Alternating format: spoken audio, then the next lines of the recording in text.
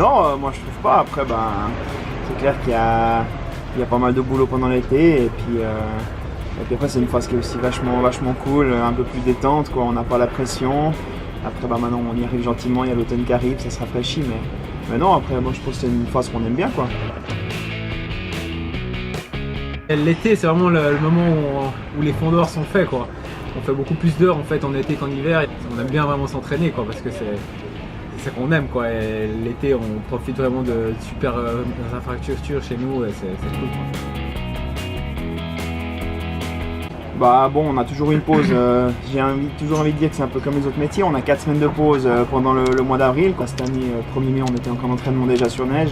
Donc après, il y a toute une phase de préparation. On va faire un peu plus de volume, des choses un peu plus longues, à un rythme plus bas sur le début. Puis après, plus ça avance, plus on raccourcit les intensités. On n'a pas vraiment de semaine type parce que ça change toujours un peu. On essaye toujours d'avoir, on a un peu, disons, 3 semaines différentes, une semaine un peu plus tranquille, une médium et puis une dure. Après, on a généralement deux séances de force par semaine et on fait deux séances intensives comme on a fait ce matin par semaine. Et après, c'est beaucoup d'endurance, ski à roulette, course à pied. C'est 2 entraînements par jour généralement avec un jour de repos. Ouais, ça fait un total plus ou moins de 20 à 30 heures par semaine, voilà quoi, d'entraînement.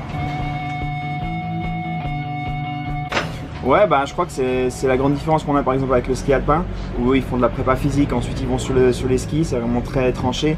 Chez nous, on n'a pas de prépa physique si on veut, c'est tout le temps de la prépa physique. Et puis c'est vrai que la chance du ski à roulette, c'est que c'est un mouvement qui est très similaire. Donc nous, là, on a été la première semaine de mai sur neige et depuis, on touche plus la neige quasiment jusqu'à l'hiver, fin octobre.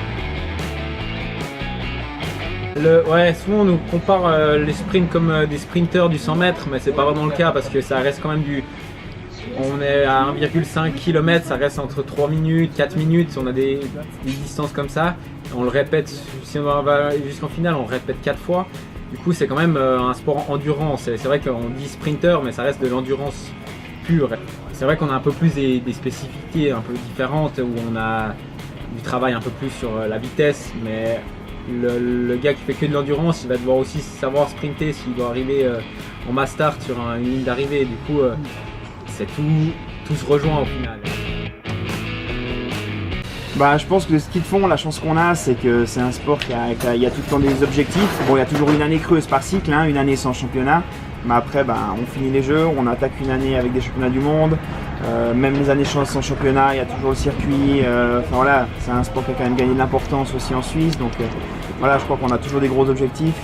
Et puis la motivation, elle revient très vite et très fortement, je crois. Moi, c'était mes premiers JO, du coup, j'ai été faire mes traces là-bas, mais maintenant, maintenant on est encore plus motivé. On veut montrer qu'on est plus fort et puis on veut s'entraîner. On a vu ce que c'était, des gens qui brillaient là-bas, et c'est vrai que ça fait envie, et du coup on est encore plus motivé pour être dans 4 ans à fond,